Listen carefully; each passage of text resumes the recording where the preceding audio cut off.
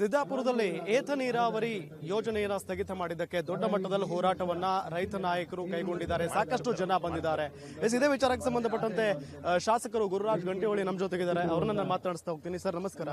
Sir, ಇಷ್ಟು ದಿನಗಳ ಕಾಲ ಹೋರಾಟ ನಡೀತಾ ಇದೆ. ಅದಾದ ನಂತರ ಒಂದು ಯೋಜನೆ ಕಾಮಗಾರಿ ಅದ್ಭುತವಾಗಿ ನಡೀತಾ ಇತ್ತು. 50% ಕಾಮಗಾರಿ ಆಗಿದೆ. ಈಗ ಯಾಕೆ ಈ ಸ್ಥಗಿತ, ತಾತ್ಕಾಲಿಕ ಸ್ಥಗಿತ, ವಿರೋಧ ಯಾಕೆ ಅಂತ?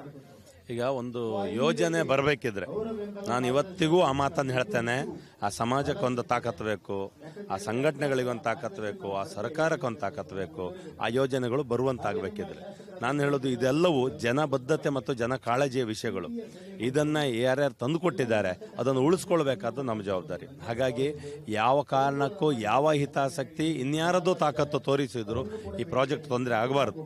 ಮತ್ತು ಪ್ರಾಜೆಕ್ಟ್ ತೊಂದರೆ ಆಯ್ತಂದ್ರೆ ನಾನು ಹೇಳೋದು, ಈಗ ಅಲ್ಲಿ ಯಾರಿಗೂ ಅನ್ಯಾಯ ಆಯ್ತಾ, ಸರಿ, ಅದನ್ನು ಕೇಳ್ತೇವೆ. ಆದರೆ ಇದನ್ನು ನಿಲ್ಲಿಸಿ ಕೇಳಬೇಕನ್ನೋ ಯೋಚನೆ ಇಟ್ಕೋಬೇಡಿ. ಇದರಲ್ಲಿ ಏನು ಟೆಕ್ನಿಕಲ್ ಫಾಲ್ಟ್ ಆಗಿದೆ ಅದನ್ನು ಬನ್ನಿ ಅರ್ಥ ಮಾಡಿಸಿ ನಾಳೆ ಬದಲಾಯಿಸಿ. ಆದರೆ ಇವತ್ತೇ ಬದಲಾಯಿಸ್ಲಿಕ್ಕೆ ಹೋದರೆ ಇಡೀ ತಪ್ಪು ಅಭಿಪ್ರಾಯಕ್ಕೆ ಹೋಯ್ತಲ್ಲ, ಇಡೀ ಪ್ರಾಜೆಕ್ಟ್ ನಿಂತೋಯ್ತಲ್ಲ, ಇಷ್ಟು ದೊಡ್ಡ ಜನಭಾಗಕ್ಕೆ ಬೇಜಾರಾಯ್ತಲ್ಲ. ಸೊ ಇದಾಗಬಾರ್ದು.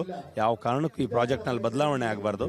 ಆಗಬೇಕು, ಮತ್ತೇನಾಗಬೇಕು ಮತ್ತೆ ಚರ್ಚೆ ಮಾಡಲಿ. ಬದಲಾಯಿಸುವಂತ ಅವಶ್ಯಕತೆ ಏನಿದೆ? ಈ ಭಾಗದ ಜನರಿಗೂ ನೀರು ಬೇಕು, ರೈತರಿಗೂ ನೀರು ಬೇಕು, ಎಲ್ಲ ಒಳ್ಳೆಯದಾಗೇನೆ ನಡೀತಾ ಇದೆಯಲ್ಲ, ಏನು ಕಾರಣ ಅಂತ ಅಸಲಿಗೆ ನಾನು ಹೇಳ್ತಾ ಇರೋದು, ಈ ರೈತ ಯೋಜನೆಗಳು, ವಾರಾಹಿ ಅಂತ ಯೋಜನೆಗಳು ಎಷ್ಟೋ ವರ್ಷದಿಂದ ಆಗದೆ ಉಳಿದದ್ದೆಲ್ಲ ಬೇರೆ ಬೇರೆ ಇದೆ. ಇದೊಂದು ಏತ ನೀರಾವರಿ ಫಾಸ್ಟ್ ಆಗಿ ಮುಗಿಯುವಂಥ ಯೋಜನೆ ಇದೆ. ಹಿಂದೆ ನಮ್ಮ ಆಲೂರು ಗುಂಡೂರಿಯದ್ದು ಸಹಿತ ಆಗಿತ್ತು. ಈಗ ಇದು ಆಗಿ ಮುಗಿದು ಕೈ ಕೊಡಬೇಕು. ಇದು ಯಾರಿಗಾದರೂ ನಾವು ಬಲಿ ಕೊಟ್ಟೆವಂದರೆ ಇನ್ಯಾವತ್ತೂ ಸರಿ ಮಾಡ್ಕೊಳ್ಳಿಕ್ಕಾಗೋದಿಲ್ಲ. ಸೊ ಹಾಗಾಗಿ ಇಷ್ಟು ದೊಡ್ಡ ಹೋರಾಟ ಅನ್ನೋದು ಇದರ ಯಶಸ್ಸಿಗೆ ಹೋಗ್ತದೆ. ರೈತ ಸಂಘದ ನೇತೃತ್ವಕ್ಕೆ ನಾವೆಲ್ಲರೂ ಬೆಂಬಲ ಕೊಡ್ತೇವೆ. ಹಿರಿಯರಿದ್ದಾರೆ ಅವರು. ಸೊ ಈ ಯೋಜನೆ ಆಗಬೇಕು. ಇಲ್ಲಿನ ಉಸ್ತುವಾರಿ ಸಚಿವ ಲಕ್ಷ್ಮೀ ಹೆಬ್ಬಾಳ್ಕರ್ ಇದ್ರ ಬಗ್ಗೆ ಏನೋ ಮಾತಾಡ್ತಾ ಇಲ್ಲ, ಏನು ಹೇಳ್ತೀರಿ? ಇಲ್ಲ, ನನಗೆ ಮುಂದಿನ ವಾರ ನಾನು ಫೋನ್ ಮಾಡಿದ್ದೆ. ಮುಂದಿನ ವಾರ ನಾನು ಸಿಗ್ತೇನೆ ಅಂತ ಹೇಳಿದ್ದಾರೆ.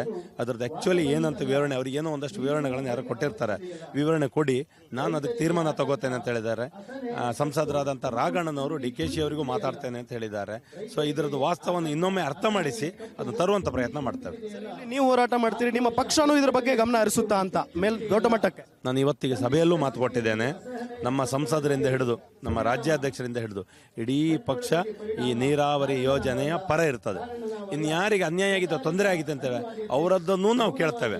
ಆದರೆ ಈ ಯೋಜನೆ ಮಾತ್ರ ಬಿಟ್ಟುಕೊಡೋ ಪ್ರಶ್ನೆ ಇಲ್ಲ. ಹೋರಾಟಕ್ಕೆ ಬಗ್ಗದೆ ಹೋದ್ರೆ ಮುಂದಿನ ನಿಲುವೇನು ಸರ್? ಕೊನೆಯದಾಗಿ ಅಲ್ಲ, ಹೋರಾಟಕ್ಕೆ ಬಗ್ಗಲೇಬೇಕು. ಇದು ಯಾರು ಈಗ ನಾವು ಆದರೆ ನೋಡುವ ಪ್ರಯತ್ನ ಅಲ್ಲ. ನಾವು ಇದನ್ನು ಮುಗಿಸೇ ಕೊಡೋರು, ಈ ಯೋಜನೆಯನ್ನು ಮಾಡಿಯೇ ಸಿದ್ಧ ಅನ್ನುವಂಥ ಹೋರಾಟ ಕೊಟ್ಟವರು ಹಿಂದೆ ಹೋಗೋ ಪ್ರಶ್ನೆ ಇರುವುದಿಲ್ಲ. ಎಸ್, ನೋಡಿದ್ರಲ್ಲ, ಇದು ಗುರುರಾಜ್ ಗಂಟೆಹೊಳಿ ಅವರ ಮಾತು. ಎಲ್ಲ ಒಂದ್ ಕಡೆ ಈ ಹೋರಾಟ ಇಲ್ಲಿಗೆ ನಿಲ್ಲೋದಿಲ್ಲ. ಅಕಸ್ಮಾತ್ ಆಗಿ ನಮ್ಮ ಬೇಡಿಕೆ ಈಡೇರದೆ ಹೋದ್ರೆ ಮುಂದಿನ ದಿನಗಳಲ್ಲಿ ಉಗ್ರ ಹೋರಾಟವನ್ನ ನಾವು ಮಾಡೇ ಮಾಡ್ತೀವಿ ಅನ್ನೋ ನಿಟ್ಟಿನಲ್ಲಿ ಶಾಸಕರ ಎಚ್ಚರಿಕೆಯನ್ನ ಕೊಟ್ಟಿದ್ದಾರೆ. ಸಿದ್ದಾಪುರದಿಂದ ಕ್ಯಾಮರಾಮನ್ ಪೃಥ್ವಿ ಜೊತೆಗೆ ರಾಮ್ ಬಡಿಗೇರ್, ಗ್ಯಾರಂಟಿ ನ್ಯೂಸ್.